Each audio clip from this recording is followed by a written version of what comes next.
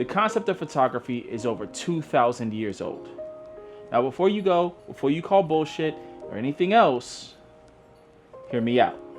The first concept of what we know as photography, or just standard image projection in general, was actually done back in 5th century BC with something known as camera obscura, which translates from Latin to dark room. As you can see, you see how that correlates with dark room? Yeah. Now what this does is very similar to what we did with our pinhole cameras back in our old high school, college, grammar school days, whenever you did the whole pinhole experiment.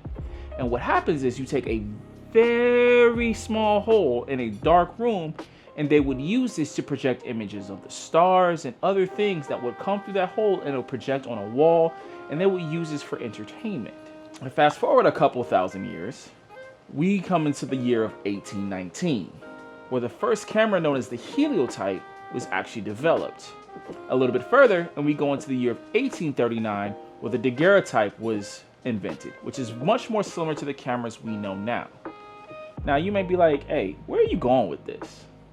Bear with me.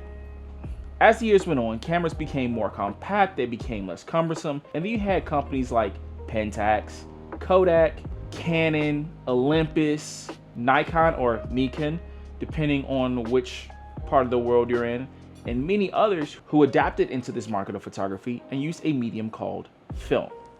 Further along, we got into the digital age where DSLRs came about, and we pretty much got rid of film altogether, both on cinematography and the photography side. A little bit furthermore, now we're into the mirrorless age, where we've taken another part out of the camera, which is the mirror, hence mirrorless. We no longer have the mirror flapping up and down, exposing the sensor and taking those pictures for us. But I want to go back and I want to focus on that film era. One of the most beautiful things about film is that each individual manufacturer had their own color science, and they still do. But back then it was much more pronounced. You had your own color science. You had each camera interpreted light differently. And depending on which manufacturer you used, really determined how your picture came out. And now because of that diversity, because of that unique feel that film gave, we're starting to see a big resurgence back into film cameras. Which now comes into the purpose and sponsor of this video, dehancer. Now what dehancer is if you see my previous videos on it, I did one from Premiere and I did one for DaVinci. Well, they also have one for Lightroom and Photoshop, which is absolutely spectacular because that, as photographers, is where we truly appreciate film, is in our photography. But I've had an opportunity to not only play with it on the video side, but also with Photoshop and with some of my own work that I pretty much shoot all DSLR now. I'm all digital. And I must say that being able to bring back that film aspect to my photography and doing it as easy as just installing it with a plugin is absolutely fantastic. It really gives my work a very unique feel because recently I have been trying to go back to a more rustic, grainy film look with some of my work, especially the stuff that I submit to publications. Now keep in mind, this isn't some type of conversion tool, it's a purely emulation tool. That's all it is it takes your digital work and it puts basically an advanced filter on it. And it gives you a bunch of options to really dial in how much of a film look you really want on your digital image. So with that being said, let's get into it. Now I chose this picture because I thought it'd be the best for the situation. It's a very candid style photo. She already has an old camera in her hand, one of my collectibles. I've already gone in and obviously done my standard skin retouching. You always want to kind of do that first before you do any other effects on your photos.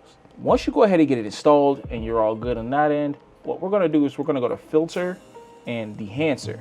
And it would help if I went ahead and made this a straight image rather than trying to put a filter on a group, because we all know that doesn't work.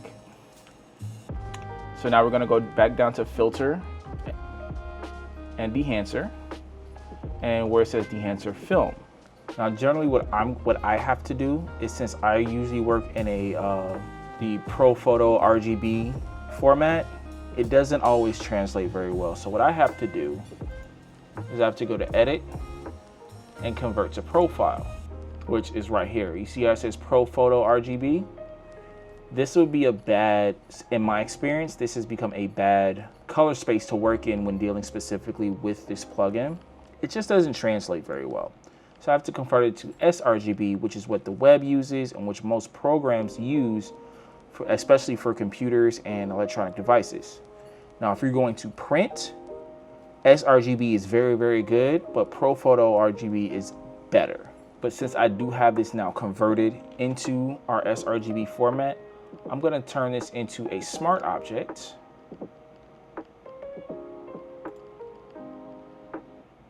Perfect. So that way we can always go back and do more editing if we need to. Go dehancer and dehancer film. Now, when this pops up, it's not going to look like this for you. You won't have all these presets or anything else. So what you're going to have to do is you're going to have to go into your settings and update your film profiles. Once that's done, you can close out this UI, bring it back up, and you'll be all good to go. On our left panel, we have our presets. Right now I'm set to all presets, which gives my presets that I've custom done, which isn't any because I like to work from the ground up. And you have the ones from the dehancer team, which you would import when you update the profiles. Now, when you update the profiles and you get all this stuff in, they have a nice wide gamut of presets to pick from already. And they're all extremely good. They all give their own look. They give their own feel, their own life to them. If you see this blue or red, do not fret. That just means you have hit your black point. You have hit your maximum black point or your maximum white point if it's red, meaning it's blown out or it's too dark. See this red right here? This is what I mean. These highlights are too bright. So that's letting me know that the information is lost. So I'm gonna go back to our original. And you see I have a lot of darks in here already. That's just how the image was shot. It is what it is. Now under source, this is already, as you can see, ready to work with. Unlike all these, which you will have to check and we'll go through momentarily. So exposure compensation obviously compensates if you've overexposed or underexposed your image. Temperature compensation does the same thing. If you're too warm or too cold, you can compensate here, but I exposed the way I wanted to when I shot it. Same thing with tint. Generally with lights, especially lower quality lights, you'll have a magenta or a green tint. So this allows you to correct that. The fringe really doesn't do too much. From what I understand, it kind of just sharpens the image. Now we're gonna go under our film developer. We have our contrast boost, our gamma correction, our color separation, and our color boost. I really won't need too much of this as far as this general color is right where I want it to be. Under our film compression drop down, we have impact, our white point, our tonal range, and our color density. Now see, our color density has a very, very, very small change on our image if you're looking directly at the image. But if you look down here at our graph, this gives you all the information you need to see what's happening to your image. Notice when I drop my color density, how our red shifts. It all shifts over here towards the darks. Now, obviously you can't see it up here in the original image too much, but this right here is telling me that it's working. Now here in tonal range, we really get a good image of what this does. See how it really kills our highlights or it boosts them back up? I'm gonna keep mine probably like right here. When we go into expand, we have our white points, our black points, and our color mode. Black points, what this does is you can see how it dropped all this down. You see when I boost it up, you see what happened, how all this went down and everything shifted to the left. The left is our darks, the right is our whites. All this information shifted over to the left, which means all these colors that we're seeing are now super dark, and that's not what we want. But if I shift this to the left, you see how all this information is now gone. That means we have no more true blacks anymore. we just have all this information. Now, I want to have some true blacks. So I'm gonna leave about right here, because you don't want to have it to the point where, you know what I'm saying, you're starting to lose all this information up in here. I'm gonna bring it right here so we get rid of all that blue, all those super dark points. Boom, perfect. Now we have no more real deep true blacks anymore. Now white point does the exact opposite. You see how everything kind of shifted over here? We really don't want that. You see now that's the red. That red, that's all the highlights that are now being blown out again. So about right there should be good.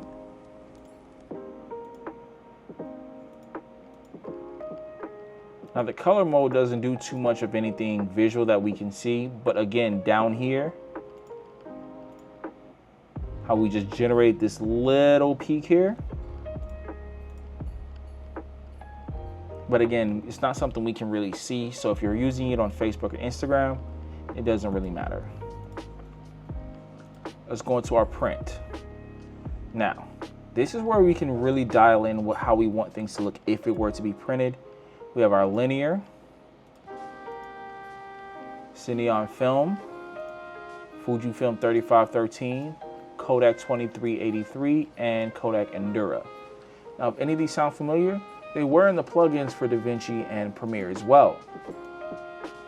Each one adding its own bit of flair. Now I'm gonna leave mine on linear. Actually, no, I'm gonna leave it on Kodak Endura because that's what we were already on. And then you get to modify it further. You get to boost the exposure, which you can see when you boost it, for this picture, it becomes a little flat. I don't want that. I could do that with curves. So I'm gonna bring that back down a little bit, give it a little bit more richness. Our tonal contrast. Ooh, you see how it split all those colors up? Now we got our true blacks again and our true whites. We're gonna bring that back because we don't wanna lose that information. Our color density pretty much brings all these colors together little by little.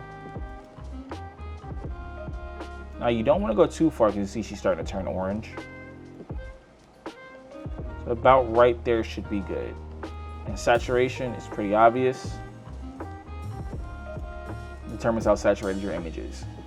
When we go into our color head, this is similar to what we had up top with our tint and temperature compensation. Except here, we shift from yellow to blue, magenta to green, like in tint. And we have a new option from cyan to red. I still want to keep mine balanced in center. So I'm going to shift all these back to 0. Because I like the earthy brown tones that we already have. Shadows, do the same. Midtones, same. And highlights, same. They just adjust your temperature comp for your shadows, highlights, and midtones. For your shadows, midtones, and highlights. And I'm actually gonna turn that off just so it doesn't affect my image anymore. Film grain. Now on the film grain drop down, this is what a lot of people really love. And if you're a real photography enthusiast, you know what this ISO is. The higher the ISO, the more grain, because your camera is trying to create light in the image itself. But why all these different millimeters? Well, each lens size offers a different style of grain. Not something you'll be able to see too much of because it's so small. But generally, I like to stick with the 35 or the 16 at 500 when I do images like this. You can see it changes it a bit down here, but not too much. Now halation, this is again very similar to what we did in film, and it adds this nice halo around her edges here. See? Boom, boom. This is also affected by the different type of lenses that we're using.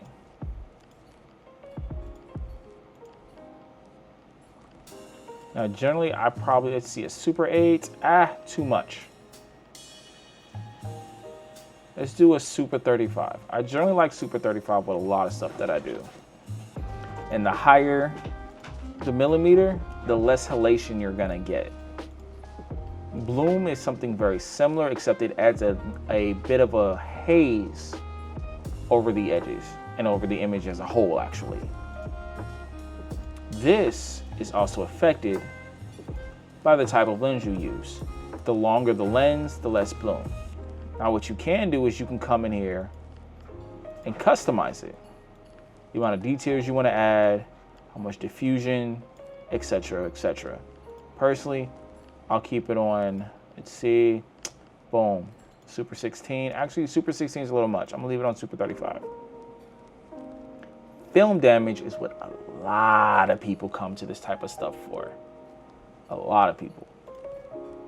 You have 35 half frame, 35 full frame, and the 120 type. If you don't know what film damage is, it's basically all those little nicks, cuts, hairs, dirt, all types of stuff that you can actually get on the film before developing. I'm going to increase our amount. Let's see, that's just dust. So we have dust, we have hairs, and we have scratches. We're going to bring all this up so we can actually see what we're doing here. We'll bring our scale of the dust up. And you can see how the specks are starting to come in now up in here.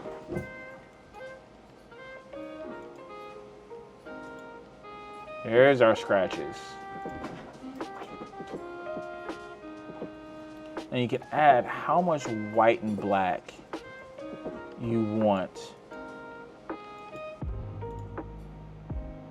in each individual one. See how it's changing just by adding the white and black?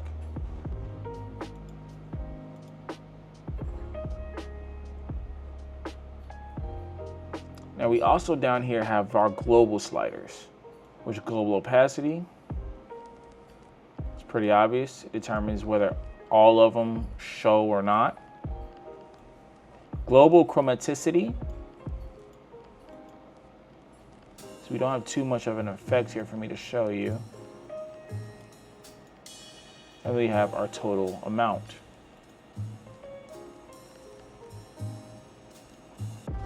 That's a bit much for me, so I'm gonna bring it back down about like right here. Yeah, that works good for me. Now, overscan can be really fun. Close this up. Now, the overscan pretty much duplicates the image in multiple ways. You have our different film reel types over here.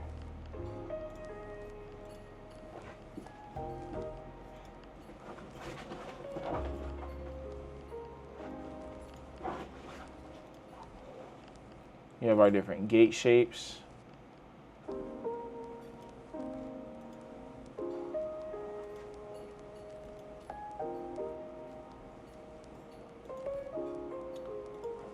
You have perforation modes. So you see all it does is change it from black to red, or just off altogether. We have our film orientation.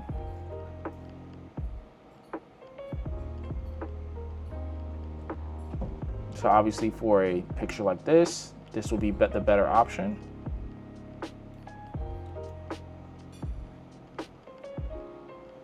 Now here, our exposure is a little different because it doesn't affect the overall image of our subject.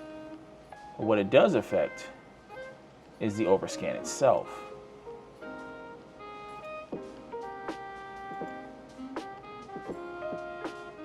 There's a lens zoom option.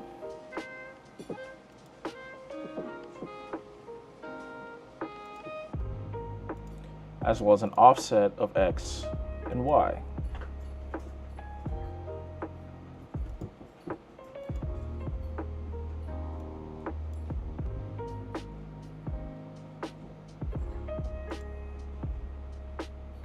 Now, what our global defocus does is it blurs our edges, keeps our subject obviously focused, but determines how out of focus our edges are gonna be to match said photo or determine as much realism as you want. Now, vignette, it's pretty obvious. It adds a nice circular vignette over your image.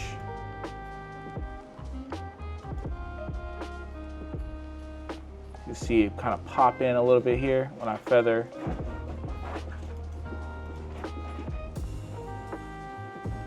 I'm gonna turn off our vignette.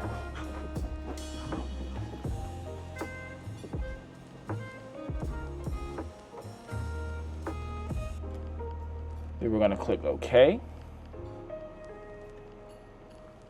And bada bing, bada boom. We have our image.